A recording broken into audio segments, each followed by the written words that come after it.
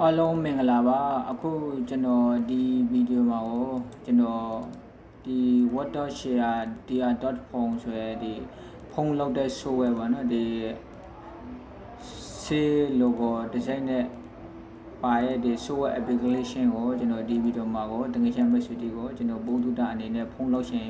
တငယ်ချင်း message တွေအတွက်ကျွန်တော်အနေနဲ့ကျွန်တော်ဒီနေ့ဒီဗီဒီယိုမှာကိုကျွန်တော်ပြပြပေးပါနော်ဒီ software ကတငယ်ချင်းဒီမှာကိုကွန်ပျူတာမှာ machine သိဆိုလို့ရှိခဲ့ကျွန်တော်ရဲ့ဗီဒီယိုအောက်မှာကျွန်တော် link ပေးထားမယ်ဒီကနေပြီးခဲ့ဒီ download ဆွဲယူလိုက်ပါနော်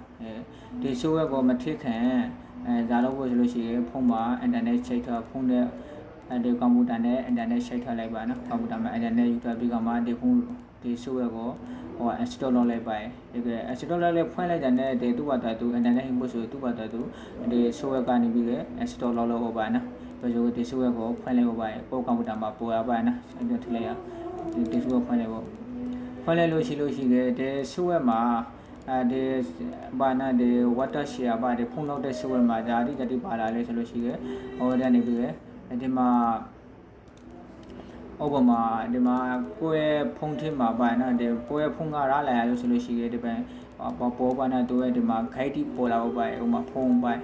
ဒီမှာသူရဲ့ဒီဖုန်းကိုဖွင့်ရဖို့ပါနော်ဒီမှာဖုန်း transfer ဖိုင်ကိုပေါင်းပြီးလိုက်ပါနော်ဖုန်း transfer ဖိုင်ကိုပေါက်ပြီးလိုက်ဆိုလို့ရှိရင်ကိုယ့်ရဲ့ကွန်ပျူတာမှာပါနော်ဒီမှာကွန်ပျူတာမှာကိုယ့်ရဲ့ logo ကိုယ့်ရဲ့ကွန်ပျူတာမှာဖွင့်လိုက်ပါတယ်ဒီမှာကိုယ့်ရဲ့ဖုန်းပေါ်ပါဒီမှာကျွန်တော်ဖုန်းမပေါ်အောင်လုပ်ထားကြပါနော်ဒီပေါ်အောင်လုပ်လို့ရပါနော်ပေါ်အောင်လုပ်ဖို့ဆိုလို့ရှိကြလေကျွန်တော်ကနေပြီးခဲ့ပေါ်အောင်လုပ်လို့ရပါတယ်ပေါ်အောင်လုပ်ဖို့ဆိုလို့ရှိခဲ့ကိုယ့်ရဲ့ဖုန်းမှာသူလမ်းညွှန်အတိုင်းပါနော်သူလမ်းညွှန်အတိုင်းကိုကလုပ်လိုက်လို့ရပါတယ်သူလမ်းညွှန်ထားတဲ့အတိုင်းလုပ်ပြလိုက်ပါနော်အဲ့ဒါဆိုလို့ရှိခဲ့ဒီမှာပေါ်လာမယ်လားအဲ့ဒီမှာပေါ်လာနော်အဲ့ဘက်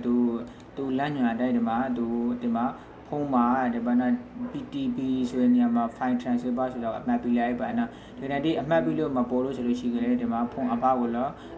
လို့ပြီးခဲ့ဒီမှာ boot number ကို connection နဲ့ပြီးတော့ဒီ develop option ကိုရေးပါနော်အဲဒီပြီးလို့ရှိရင်ဒီမှာ USB ကိုအမှတ်ပေးလိုက်တယ်ဆိုလို့ရှိရင်ကိုယ့်ရဲ့ကွန်ပျူတာမှာဖုန်းကပေါ်လာမှာပြိုက်ပါနော်ပေါ်လာလို့ဆိုလို့ရှိရင်ဒီ software ကိုကျွန်တော်ပြပေးပါနော်ဒီမှာသူကဟိုဒါကျွန်တော်ကနေပြီးခဲ့တငယ်ချင်းပဲစတီကိုပို့တူတာပဲဖိုင်ပညာပဲဖုန်းလောက်ရှင်လို့ဆိုလို့ရှိတယ်တွဲဆွဲကိုဖုန်းကိုရဲ့ကွန်ပျူတာမှာ install လုပ်ထားပါနော်ပြီး internet ရှိလို့ညကိုကကလစ်ခဲ့ပါနော်ကလစ်နဲ့ကစားနဲ့ဒီဆွဲ account တွေကိုနော်လေလာလိမ့်မယ်နော်ဒီမှာတော့ကျွန်တော် traffic ထားဆွဲတစ်ခုကိုတငယ်ချင်းပဲစတီကိုဒါလေးမျှဝေပြီးပြပါနော်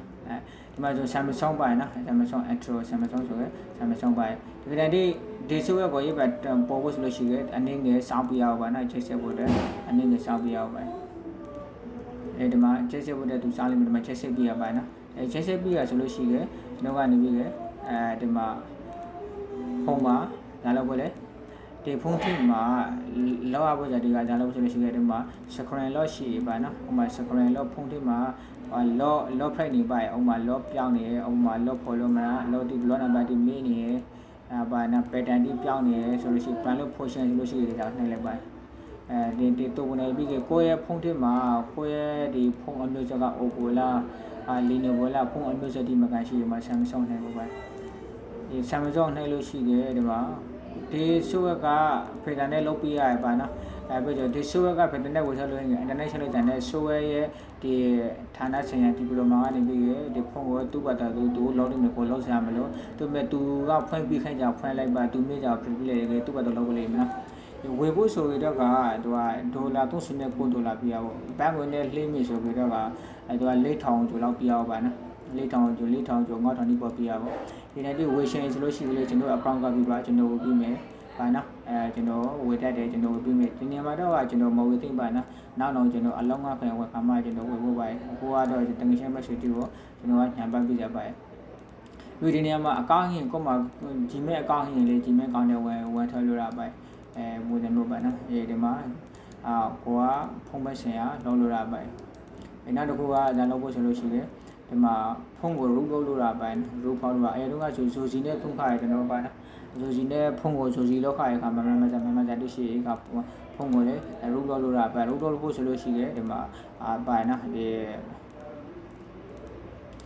ဖုန်းကို အရင်ဦးဆုံးကိုကနေပြီးကွန်ပျူတာနဲ့ဖုန်းနဲ့ကွန်ပျူတာနဲ့ချက်ဆက်လုပ်ပြီးကြတယ်မှာမိရဆိုတဲ့နဲ့သူကနေပြီးဖုန်းကိုစတားလောက်လိုက်ပါစတားတဲ့သူကဖုန်းကိုတဲ့ရူလောက်လေးရူလောက်ဖို့ပါနော်ရူလောက်ရှင်ရင်ရှင်းတီးပြပါနော်အဲဒီမှာဖုန်း reading မှန်ကရှိရဖုန်းကိုလည်းတော့ဒီမှာဖုန်းလာလို့ဟိပြေခင်းပြီးပါဒီနေ့လာရှင်လေဆိုလို့ရှိကြလေဒီမှာ reading လုပ်တဲ့အတန် activity လုပ်တဲ့နေရာရှိပါတယ်အဲဒီမှာ local music ဆိုတော့ကွန်ပျူတာထဲကတက်ခိုင်းနေကိုမောက်ကလေးဖုန်းထဲကတက်ခိုင်းပို့ပါပြီးနောက်လောက်လာပါပါတယ်နော်ဒီနောက်တစ်ခုကဒါလည်းကြားလို့ဆိုလို့ရှိရင် location နေရာလေးပေါင်းလို့ရတယ်နောက်တစ်ခုက AI wifi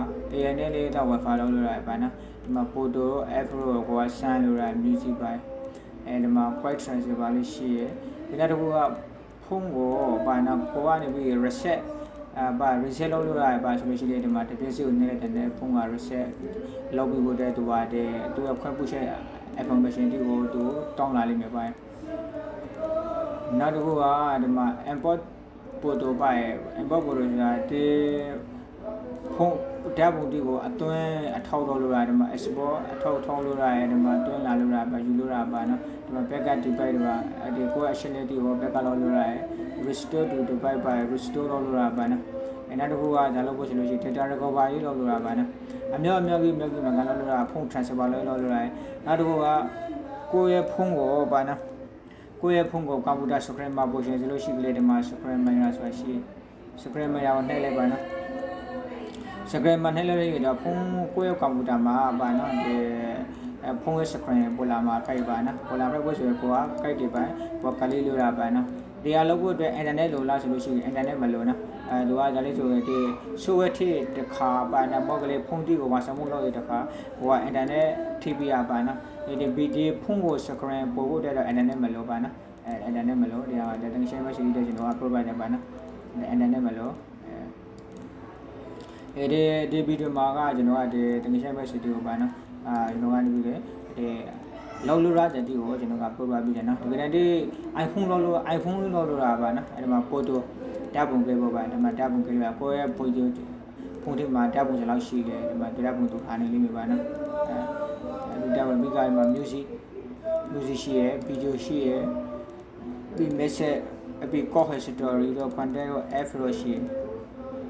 တယ်ကိုယ့်ရဲ့ APK ကစလောက်ရှိလေပါနော်ဒီမှာအသေးစိတ်ကိုကဒီမှာတွေ့ရောက်တိုင်းနော်ဒီမှာကိုကအသေးစိတ်သူရှာပတ်လာပါပါတယ်နောက်တစ်ခုက iPhone လောက်ဖို့ဆိုလို့ရှိကြတယ်သူက iPhone လောက်လို့ရပါနော် iPhone လောက်လို့ iPhone ဆိုလို့ရှိကြတယ်မှာ iPhone ကိုနှိုက်လိုက်ပါတယ်ဒီမှာ iPhone ပန်းတီးပါတယ်ပန်းတော့ဆိုပန်းတီးမှလေးညာလေဖုန်းဒီမှာ password မင်းညာလေးလောက်လို့ရတယ်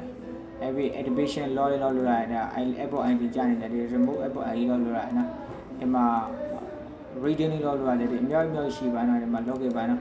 ဒီ software ကိုတကယ်ချင်း MyCity ပါနော်ထိကအသုံးပြုပေးပါနော်ကောင်းနော်ကျွန်တော်ကိုယ်တိုင်လည်း design တွေပါကျွန်တော် log အသုံးဝင်ပါနော်နောက်တစ်ခုကဒါလည်းဆို backup လောက်လို့ရတယ်ဟို log ရှင်ရလောက်ပါနော်log ရှင်ရလောက်ပြီးနောက်တစ်ခုကကိုဖုန်းသုံးလို့လောက်ဆိုမဟုတ်ဖုန်းတွေအများကြီးသုံးလို့ရတယ်ပါနော် add new device တွေသုံးလို့ရတယ်ပါနော်ဆိုရင်ဒီမှာ online မှာသုံးလို့ရပါနော်ဒီ software ကိုခရသုံးလို့ရရှိပါနော်ဒီခရတို့ဒီခရနဲ့သုံးလို့ရ software ကဒါလေးဆိုလို့ရှိရင်ဒီထူရီလောက်မဆုံးပါနော်တော့ဒီလောက်လို့ငလေဒါကမဖက်တဲ့ရှိဒီဇာတိကိုဝယ်ဖို့ဆိုလို့ရှိရင်ကျွန်တော်ကိုယ်တိုင်ဝယ်ပြီးတော့ကျွန်တော်ဝယ်ပြီးပါနော်ဘန်ကိုလည်းတော့4000ကျလာပုံပေါ့ဘုံလို့ပြီးကျွန်တော်ကိုယ်တိုင်လက်ရှာပြီးပါတော့ဒီဝယ်သူပေါ့စီကိုကျွန်တော်ကနေပြီးဒါ online ကပဲပါနော်ကျွန်တော်ထိပ်ပြီးနေပါနော်ဒီခရသုံးရှင်ဆိုလို့ရှိရင်လေကျွန်တော်ခရရှာပြီးနေကျွန်တော်မှာခရဖိုက်တီရှိကျွန်တော်သုံးပြရခရဘန်ကတော့အကောင့်အထုံးမစုံပါနော်အဲ့ဒါနဲ့ဒီဗီဒီယိုမှာပါနော်ဒီ water share ပါနော်ဒီ water share ဒီ data phone ဆိုတဲ့ဒီဆိုတဲ့ application အကောင့်အသုံးဝင်ပုံပါနော်ဒီဖုန်းပန်းစင်ရလောက်တဲ့ဒီအသုံးဝင်ပုံဒီကောင်ကိုကျွန်တော် provide ပါနော်ဒီဗီဒီယိုမှာ system repair လောက်ပါလားလောက်လို့ရပါနော် system repair ဆိုလို့ရှိရင်system repair မှာဟို iPhone လောက်လားပါနော် iPhone လောက်လာတာ match နဲ့ပါ iPhone လောက်လာ Android ဖုန်းလောက်လာဆို system repair လောက်လို့ရပါနော်ဒီမှာတော့ black screen လို့ system တင်းနဲ့တော့ပါနေပြည့်စင်စရာဒီ on လောက်လို့ရပါဒီဗီဒီယိုမှာကျွန်တော်ကနေပြီးဒီ software အသုံးပုံဒီ software ဒီသုံးလို့ရတယ်သုံးလို့ကောင်းရဆိုတာကိုကျွန်တော် provide ပါဒီနောက်ဗီဒီယိုမှာလည်းကျွန်တော်ဒီနောက်ထပ်ဖုန်းပန်းစင်ရဒီအသုံးပို့လို့ရဖို့ဒီ